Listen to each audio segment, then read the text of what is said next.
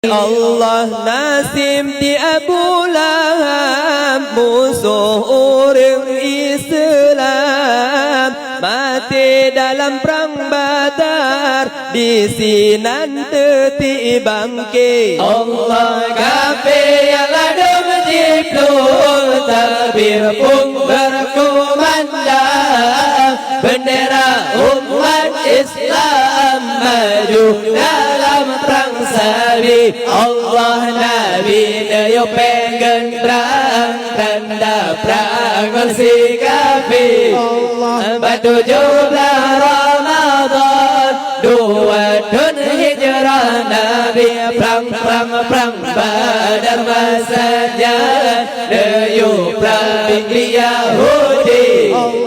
Kafir kaji menghimpun kaji glok di kepung Nabi.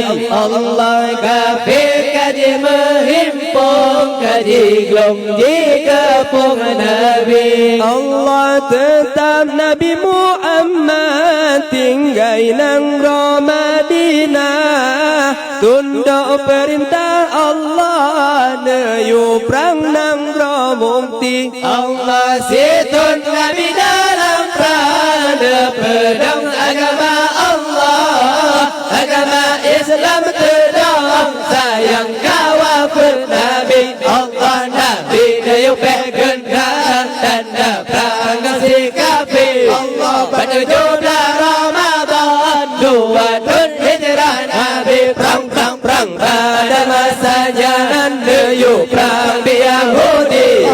Kafir kaji menghimpun kaji glok di kepung Nabi. Allah kafir kaji menghimpun kaji glok di